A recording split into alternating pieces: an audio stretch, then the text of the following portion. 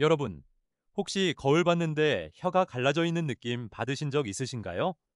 많은 분들이 그냥 피곤해서 그런가 보다 하고 넘기십니다.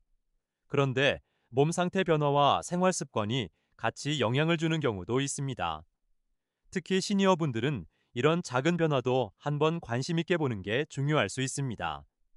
실제로 많은 시니어분들이 입안이 자꾸 마르거나 혀가 따갑고 갈라지는 느낌을 경험하십니다. 그런데 의외로 물 부족이나 생활 습관과 연결되는 경우도 꽤 많습니다. 오늘 영상에서는 시니어분들이 놓치기 쉬운 혀 갈라짐과 입마름 이야기를 아주 쉽게 설명드리겠습니다. 병원 이야기보다 실제 생활 속에서 많이 연결되는 부분 중심으로 설명드릴 겁니다. 먼저 가장 흔한 원인 중 하나는 입마름입니다. 특히 나이가 들수록 입안이 쉽게 건조해지는 분들이 많습니다. 그런데 입이 마르면 혀 표면도 더 예민해지는 경우가 있습니다. 특히 밤에 입 벌리고 자는 습관이 있는 분들은 아침에 혀가 더 마르고 거칠게 느껴지는 경우도 있습니다. 두 번째는 물 부족입니다. 많은 시니어분들이 화장실 때문에 일부러 물을 줄이시는 경우가 있습니다.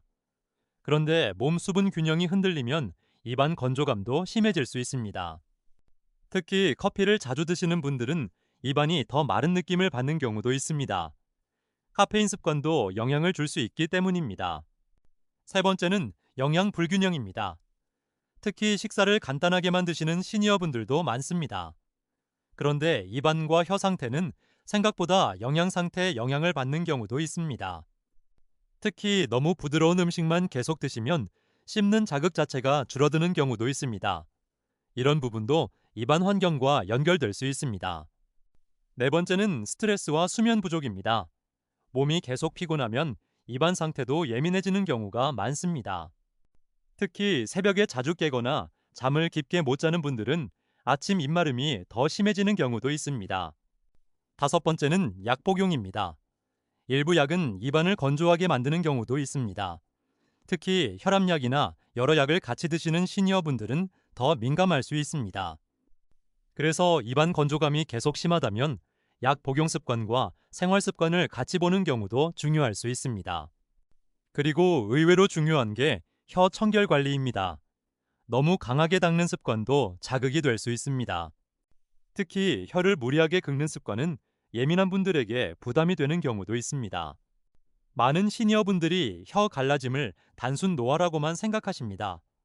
물론 나이 영향도 있습니다. 하지만 생활 습관 차이도 굉장히 큽니다.